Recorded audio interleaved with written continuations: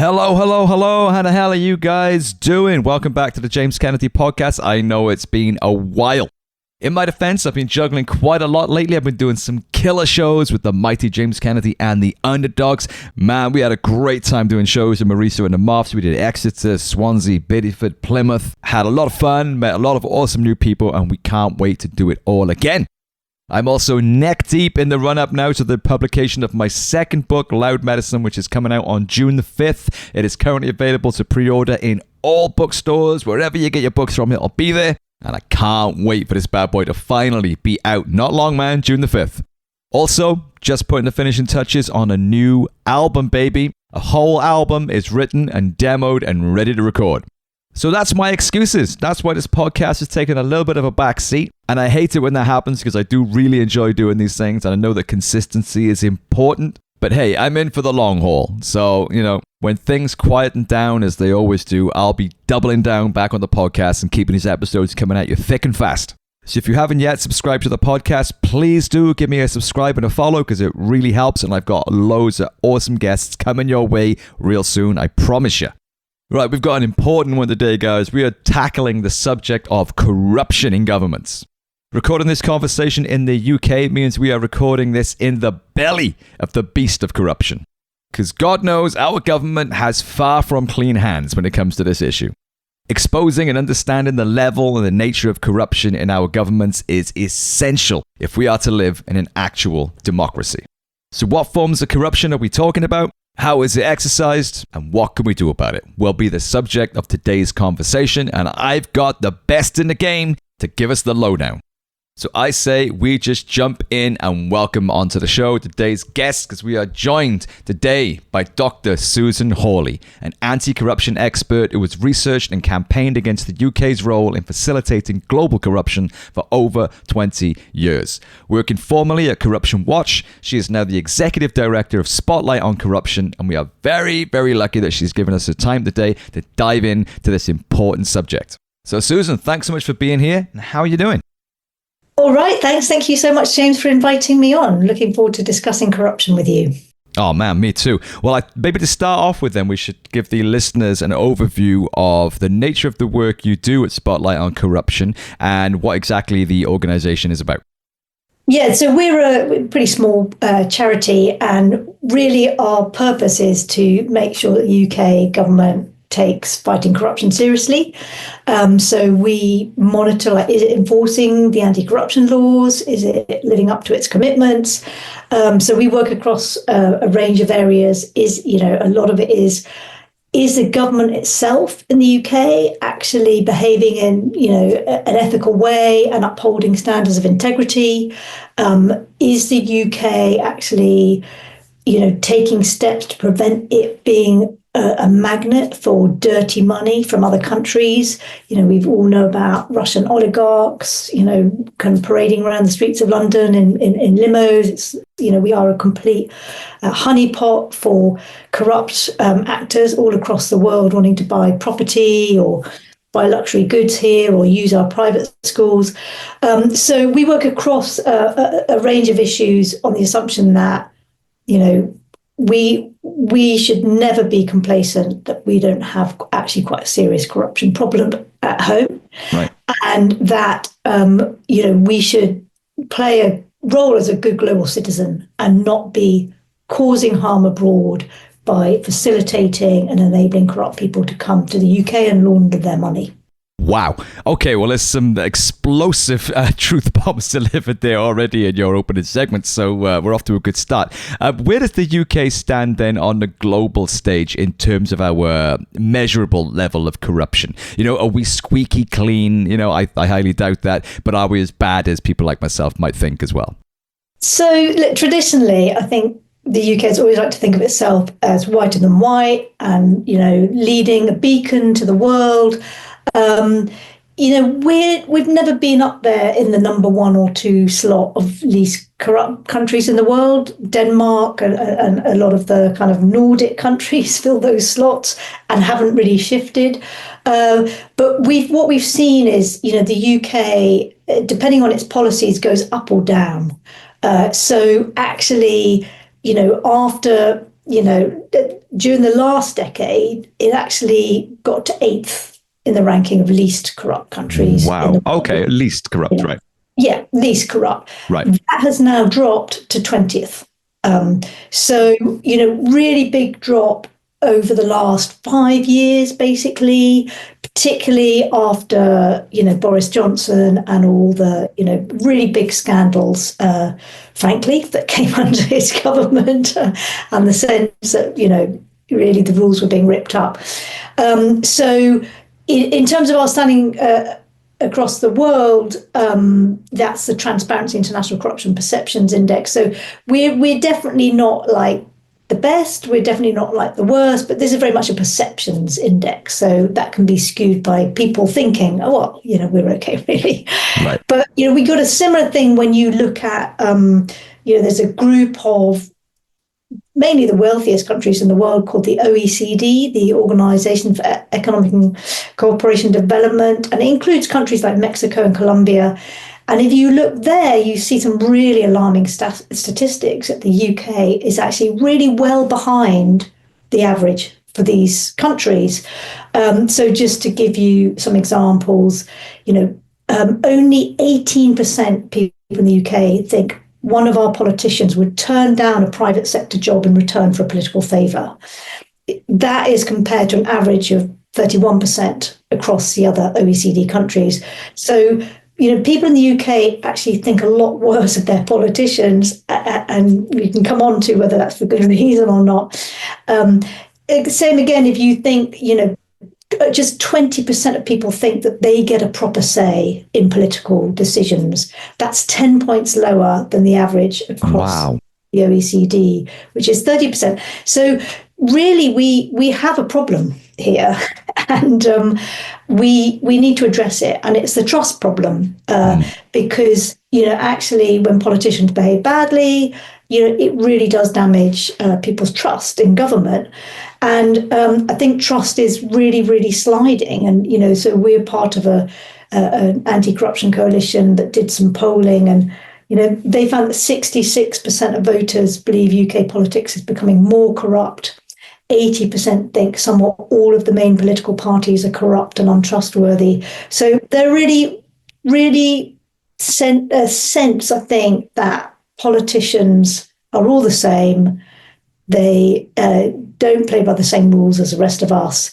And this is really, really problematic. And I can talk a bit about why it's so problematic, because what you see, and we see this in focus groups by organisations like More in Common. They do go out and do focus groups all the time. And what you're seeing more and more is people thinking that democracy doesn't work, and that actually we need a strong leader to take over. And really interesting focus groups recently where Luke Troll from More in Common found people going, they're all as bad as each other. We need the king to step in.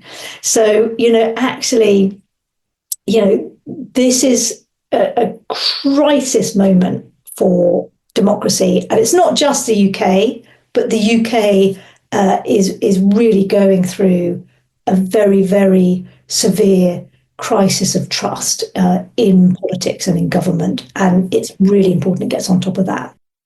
Yeah, 100%. Because when people lose faith in the hard-earned institutions that we have, that are the bedrock of a democracy, the justice system and the means by which we are able to hold our governments to account in a democracy, when people lose faith in those institutions, and and they have very good reason to do so at the moment, but unfortunately what tends to happen then is that they look towards these strong men, these lone leaders who are seen as being outside the corrupt system, and they're usually not. They're usually just as corrupt, if not more. And if you do just a little bit of digging, you'll find that they are backed by the very same people who lobby governments and have everything to gain from the public's lack of faith in the system so that they can exploit their disillusion for their own benefit. Can I add one more thing, James, on that, which I think is really interesting that we're seeing, is that the way that, far-right politics weaponizes corruption, weaponization of corruption for politics has happened forever, and it happens all across the world. We haven't had so much of that in the UK recently. But, what you're seeing is, if you look at, for instance, Reform's manifesto, it wants to set up a Westminster anti-corruption unit. If you look at what the reasons Musk gave for dismantling all, the aid that was going to the US was given to the rest of the world, it was because it was all corrupt. And you see a growing narrative among people in, reform politicians talking about how all local government spending, it's all corrupt. Aid is corrupt. We need to get rid of it. And I think, we need to be really wary of that and find ways to challenge it because, the public spending is really crucial for not just at home, but also, to play our role in tackling poverty abroad. Yeah. And so we need to find ways to counter that narrative that public spending is just somehow inherently corrupt. But I think it's a good example about how when the weakness around the rules that politicians live in creates this sense that it's very easy to fuel that all politicians and therefore all government and all political spending is corrupt. How accurate is that then? Because you said that the public perception of our politicians is not particularly great. Through your work over the past 20 years of delving into this, how accurate is that perception really in the inner workings and the behind the scenes of how our government actually operates in on a day by day? Look, I think the bottom line is there are a lot of really, really good people, and there are some rogue actors. And the trouble is that it's about the systems around them and what those systems incentivize. So I'll give you a really good example. I just saw it on social media, actually, that a Labour MP was saying, just since becoming a new Labour MP, just being bombarded with gifts and hospitality, with people lobbying them. And they were really shocked because they come from a sector where none of this would be allowed. And I think the trouble is it's a little bit like the frog who gets, slowly boiled in the water, in boiling water, is that, if you're in the system and everyone is just doing that, and that's what you do, right? So it's not that they're bad people, but they're just living in the culture which just does not have enough boundaries and accountability around it. So I think it's, I think in terms of actual corruption day to day, like we're not, at the level, and everyone knows, if you walk down the street, the policeman's not going to stop you and ask you for a bribe. Very, very rare. There are areas like planning law where everyone feels it's very corrupt, but that's often because it's very opaque. But there are also real problems, like there aren't proper rules around gifts and hospitality for local government officials and planning officers, for instance. Right. So the risks of corruption are there, even if there isn't loads of corruption going on. So what we really focus on is, and it's good because it means we can do something about it. We need to change the system and make it more robust so that politicians pay better and people can have more trust in them. Yeah, man, it's so important. Well, when we finish the conversation, I would like to end on a hopeful and end with a sense of mission and purpose by discussing some of the ways in which we can mitigate this problem. And you mentioned that other countries, such as the Nordic countries, are already doing this very successfully. So I'd like to tap into that as well, if possible. But before we get there, I'd like to further explore the murky underbelly and the dark backrooms of corruption in governments to get a feel for exactly what we're talking about here. Because is it literally just hospitality and concert tickets and football tickets and stuff like that? Or is this much more insidious? Because I imagine, a gigantic oil company or, a massive global financial conglomerate doesn't have to rely on handing out concert tickets. I'm sure that their influence weaves through governments in much more nuanced and hidden ways. Is that accurate, or am I just getting close to the realms of conspiracy theories now? No, it's not conspiracy. We've just done a major report about lobbying, and we really looked at this, like who is meeting the main officials in, the Treasury and in the business department, in the energy department, in the science and technology departments. And, time and again, what you have is the ratio of business groups to public interest groups is just shocking. It's like 23 to 1. Wow. So just in the business departments, but like 1.8% of their stakeholders were from public interest groups, and then the Treasury 2.3%. So the rest is just them hearing from the business community. And that's particularly at a ministerial level. You see that ministers, we've, as, civil society organizations, we wrote to various ministers, saying, can we have a meeting after the change in government? As we always do, we tried it with the last government. And they write back saying, I'm afraid my diary's full. And you're thinking, well, your diary's not full for certain people, right? And so what we found is that actually, the companies in each of these departments that got the most meetings were often the companies that also gave the most hospitality. And so, there's a kind of level of influence which it goes very deep. It's like they're the people that, arguably, if you're receiving hospitality from people you feel a connection to, a bit of potentially obligation to, that's the concern. Our ethics bodies have flagged that, the National Audit Office has flagged that.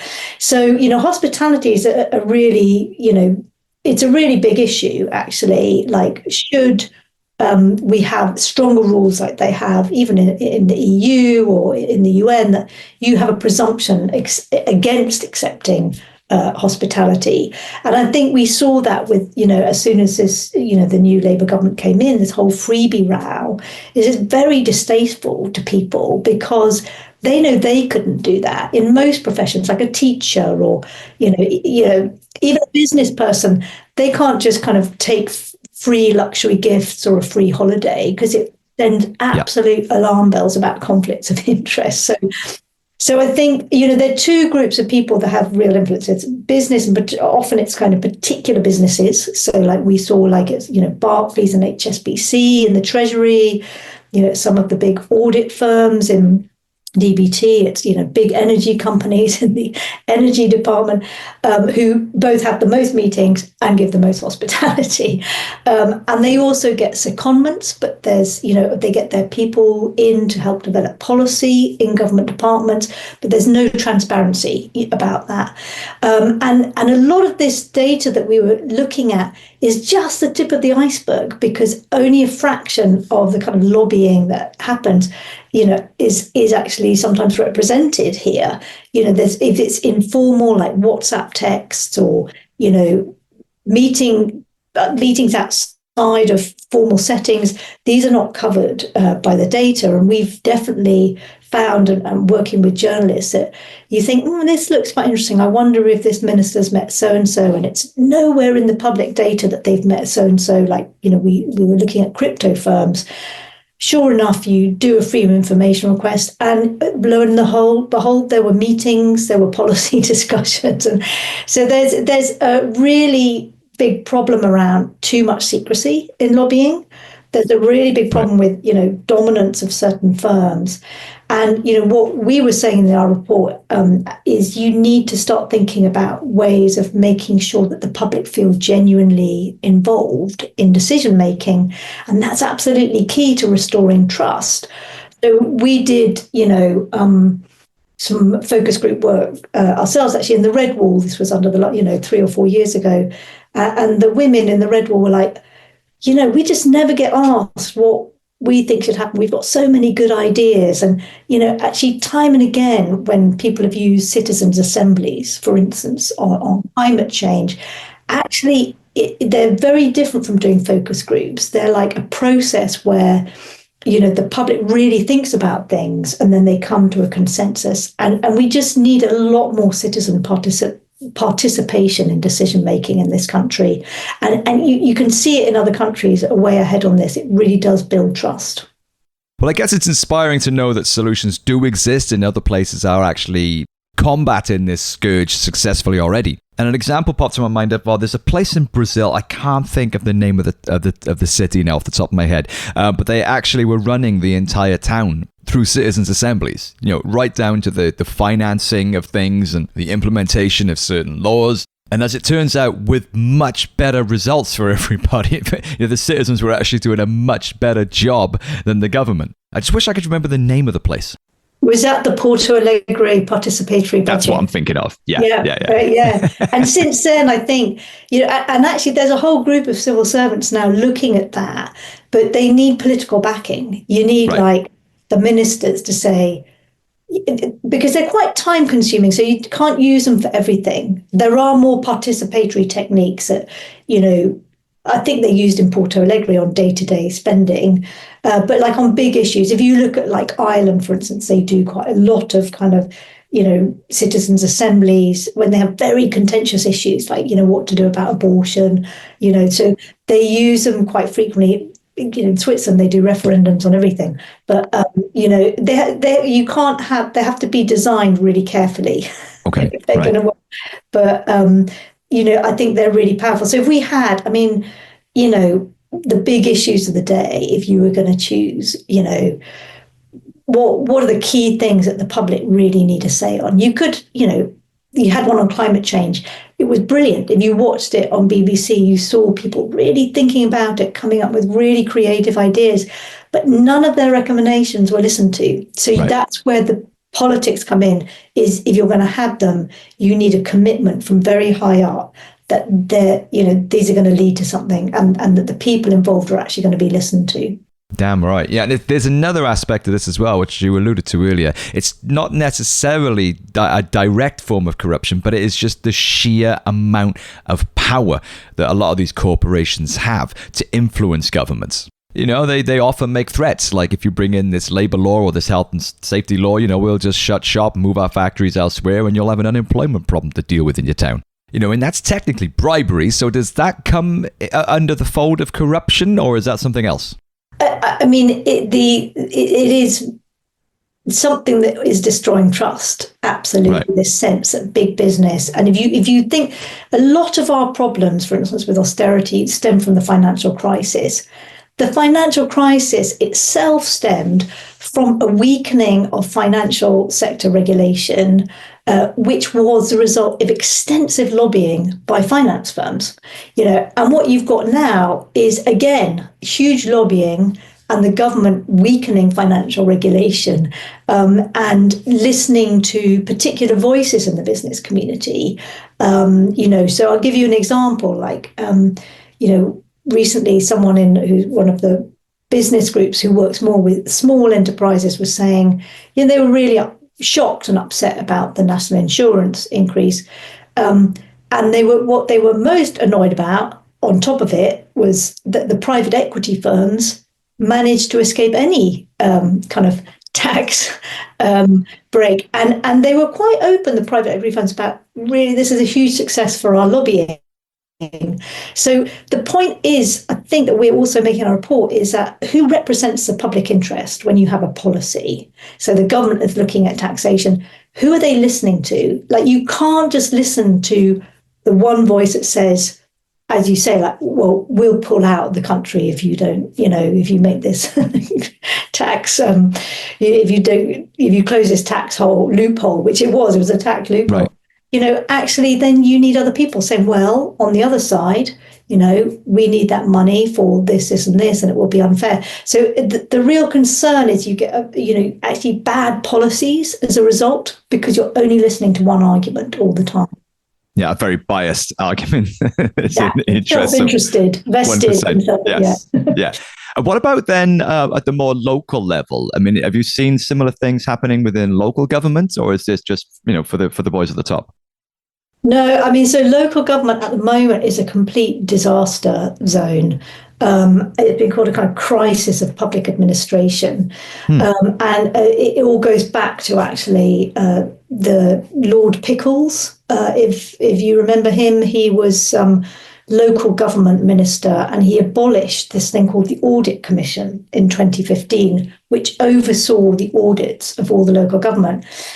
Just last year, the National Audit Office refused to sign off the UK's public sector accounts because it said it couldn't get accurate information about local government spending.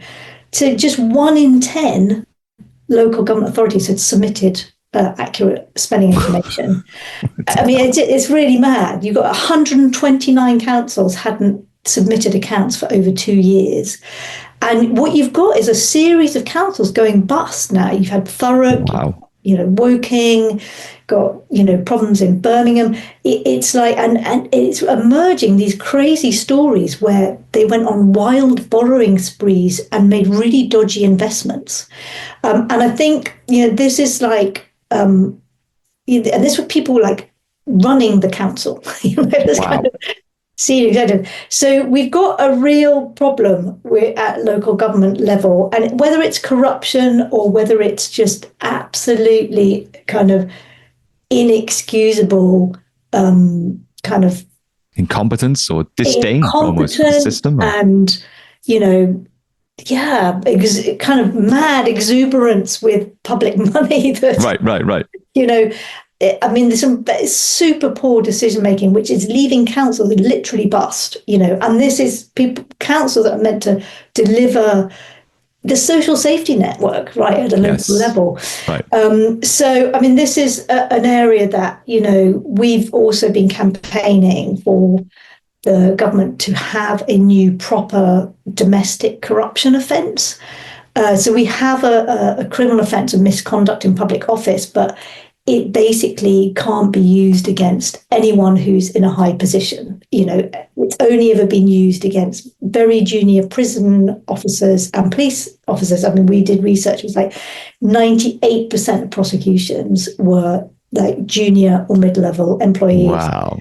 And we found, ever of prosecutions, just 4 cases where they successfully managed to get someone who held a senior position.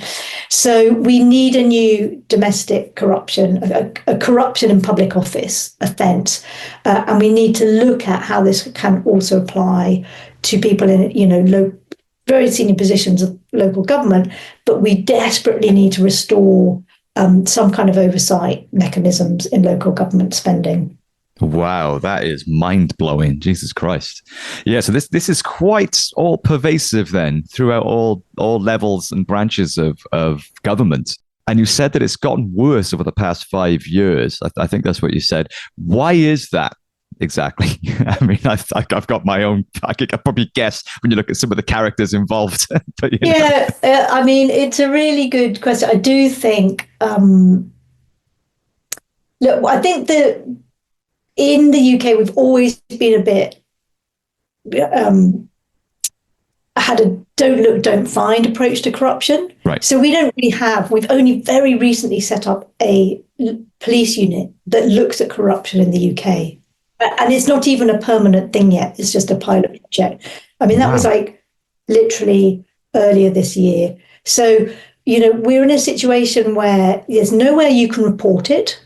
Corruption. So if you want to report corruption in the UK, you have to find an obscure bit of your local police force's website and you submit an online complaint.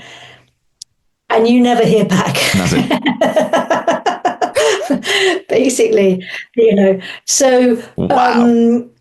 So this don't look, if you don't look, you don't see it kind of approach has worked for a while, right? We're a very good country. We don't have any corruption. And we don't have, have to pay bribes to see a doctor. We don't have, get past a policeman in the street. But I think that, actually, the Boris Johnson era did really change that, because I think you saw a level of kind of really open flouting of rules and this kind of sense of, his support for Owen Paterson, despite the fact that he had really breached the rules. It was a sense that they really were above the rules. And kind of an arrogant macho boys club, it felt like, and that coinciding with Trump as well, bringing in this kind of lone leader, this strong man kind of, just arrogance, I suppose, and complete disdain for the broader structure of government that they were a part of. Yeah, and it's interesting because, charismatic politicians where none of this sticks, So like, actually, at the end of the day, there were enough decent people in the Conservative Party to say, no, this is no good. And they did get rid of Boris Johnson. So for a lot of people, they're like, oh, the system works, we don't think that's a sign of, the system working, because you could have had a different composition of the Conservative Party that, like we've seen with the Republicans in the US, don't think that's a problem. So we need stronger checks and balances. And so the Labour government when they were in opposition, they made a lot of hay with this. Boris was like an absolutely easy target. Wallpaper gate, you had the holidays and Mystique, you had, just crazy stuff going on. And they promised in their manifesto to create an ethics and integrity commission and to strengthen the rules. And we were, really hopeful that, this is stuff that is quite cheap to do, sends a really big political statement early on. And we're still waiting for any sense of, what the new government is actually going to do on this.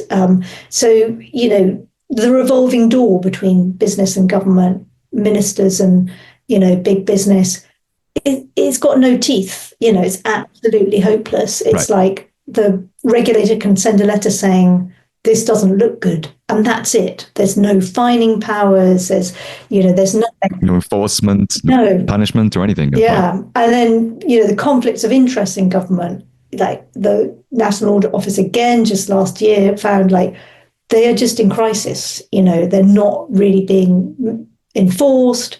Most departments aren't doing it properly. It's kind of so.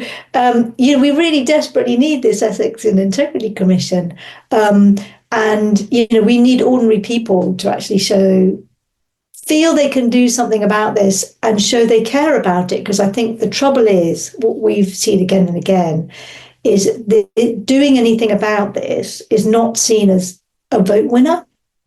So people think, we'll fix the NHS or we'll fix the cost of living crisis. We'll do these things. But what they're ignoring is that actually how people feel about their politicians is really fundamental, and people need to feel good about the people representing them.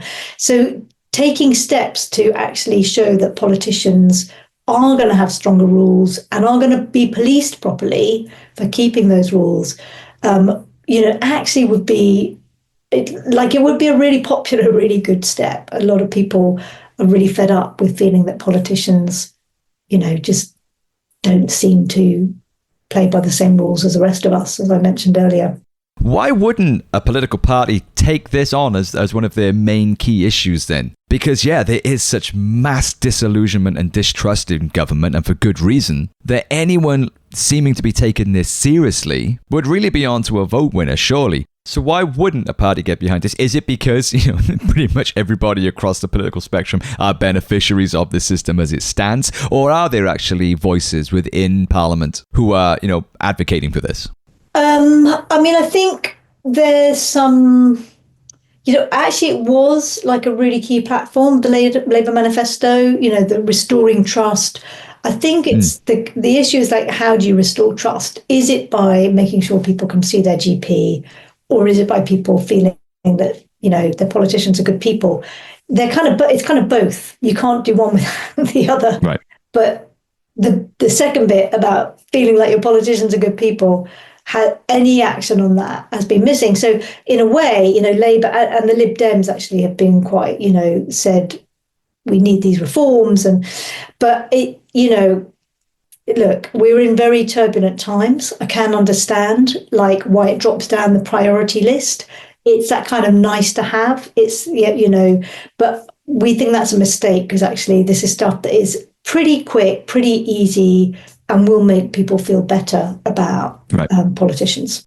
Well, that's amazing to know that it's quick, cheap, and easy. And you mentioned, because I want to move on to some of the solutions now as the way that we can make this happen, and ways that people can actually get behind the cause and support you guys and support the issue generally. You mentioned as an example at the start, the Nordic countries are doing this way better than most. And it doesn't go amiss on me that they're also the countries that sort of come up highest in happiness and equality. They have a lot less of the social ills that come as a result of inequality. So they seem to be doing something right over there. What are they doing? How are they doing it? And can it work over here? Yeah, so this is actually a complicated one, because they don't actually have better rules. They have a culture, right. A culture of how politicians behave.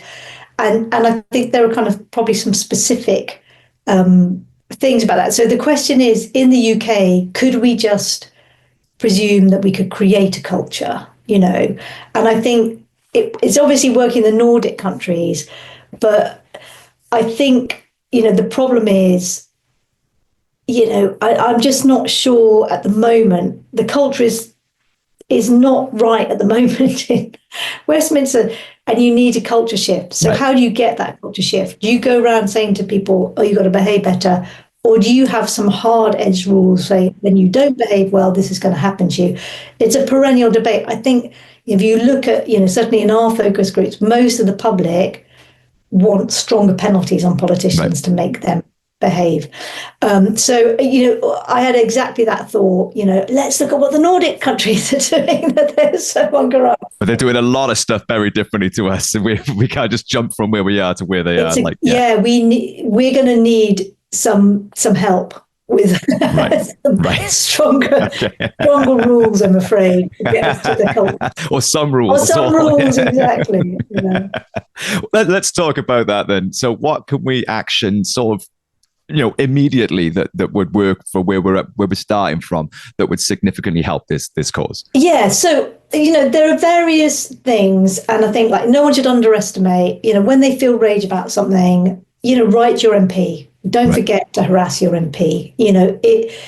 Or write to the PM. Actually, that is important. I think people feel, oh, it's not going to do anything.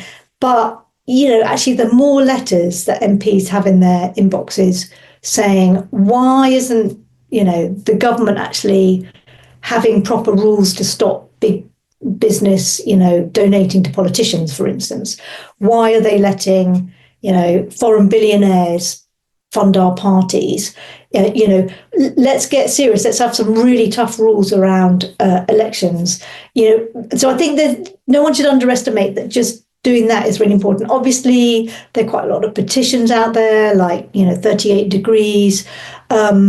I think, we all need to, certainly we're thinking more about what kind of, can we offer more people for people to do, to feel like they can do something about this? Because I think the worst thing is if people feel really angry about it, but they feel really powerless. Yeah.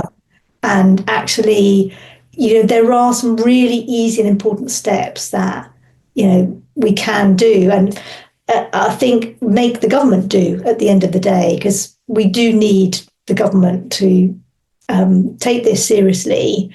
And the more people flag it to them and say, you promised us an ethics and integrity commission, why haven't you done it? What are you doing to clean up politics?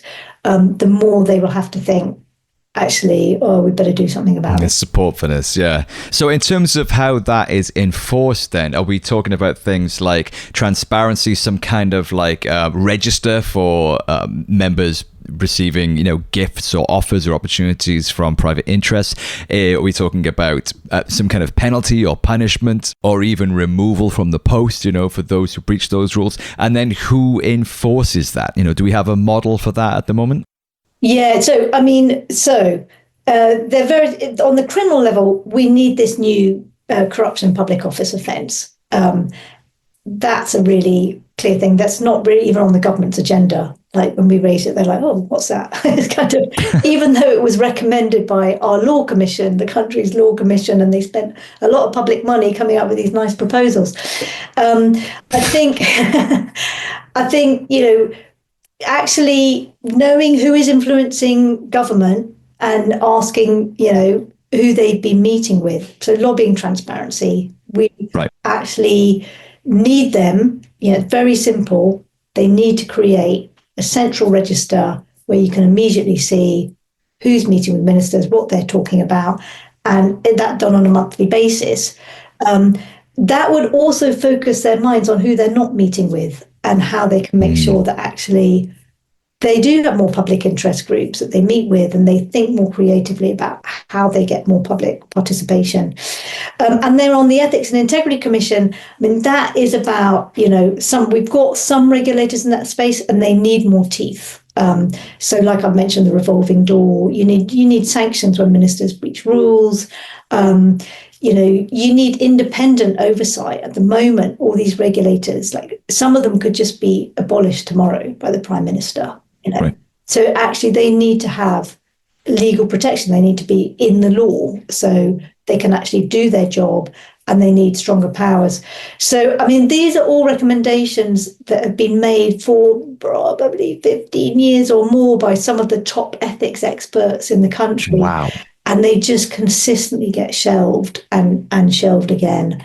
And it's we were quite, excited that the government was finally going to do something about it with this Ethics and Integrity Commission. So if you've got any listeners, go and ask your MP, what are they doing to make sure that the government is going to bring in an Ethics and Integrity Commission? 100%. Yeah, that shouldn't be underestimated, the power of that. I mean, I've had members of parliament on this podcast, and I've had investigative journalists and campaigners and activists from all different fields of interest. And that is the one thing that they've all had in common, is they say, do not underestimate the power of writing to your MP. That's what they're there for. And I suppose we find ourselves in this kind of catch-22 at the moment, because there is this distrust of the system generally, this kind of feeling of, oh, what's the point? They're all corrupt. They don't listen to us. They're all the same. It doesn't make any difference anyway. But to a certain degree, it is on us to enforce the democratic process and to let our representatives know that we care about this issue and ask them what they're doing about it and nag them and keep on their back about it. And if enough of us do that with enough members of parliament, that's got to make a difference. So as tough as it is, and I do get it, the level of trust is at an all-time low in government, and for very good reason. But I think the gravity of this issue certainly warrants a second wave of energy on our part to start making these guys listen to us, I think, the fact that people are seriously thinking about, we need a strong man as a leader, should wake people up. We don't have long. We've got to really, get on with this. And I did have to tell you a funny story. I remember coming, walking past Victoria Station. I'd actually just been at, something in the House of Parliament. And there was a guy in the street who was drunk, and he was going, roll up, I could be your next MP. I take bribes, I commit sex offences. I just thought, actually there are a lot of really brilliant MPs who actually work so hard. That job is so hard. It's like all your life, 7 a.m. to 1 a.m. kind of job. A thankless job as well, oftentimes, isn't it? Yeah, and we've worked with some brilliant MPs, and they really, really care about the stuff and getting it right. And so I think they need to also be supported and know that. Yeah, that's a great point. Where can people actually arm themselves then with accurate information on this issue? Where can they get up-to-date, accurate, reliable figures and statistics and information? Because that's something that's so hard these days as well, with all the information we got access to. Actually finding reliable information that isn't spin or hasn't been manipulated in some way, or isn't just flat out AI or fabrication. Where are some good places that people can go to actually get some good intel on this? Yeah, I mean, look, so Spotlight on Corruption, our website's, www.spotlightcorruption.org. We've got fantastic colleagues we work with, like Transparency International UK, do a lot of research. UK Anti-Corruption Coalition is another kind of coalition of, over 10 organisations working on various aspects of corruption. So there are organisations out there, and we'd love more, support from the public, and we're certainly looking at ways to expand how the public could engage and campaign more on this, because it's such an important issue. 100%. And how can people support your work at Spotlight on Corruption then? I know that they can obviously donate, but can they get involved as well and amplify the message and share things? Does that help? Yeah, always sharing stuff, with even on social media. No point doing it on X, because whatever you post is just going to get buried amongst the blizzard of Elon Musk's self-love and propaganda. I'm afraid we had to come off X because we weren't getting any engagement. Same. So, yeah, I built a massive platform on X, and then I just had to leave because it became absolutely pointless being on there anymore. But it's still important. Yeah, Blue Sky, yeah, great. Blue Sky and LinkedIn,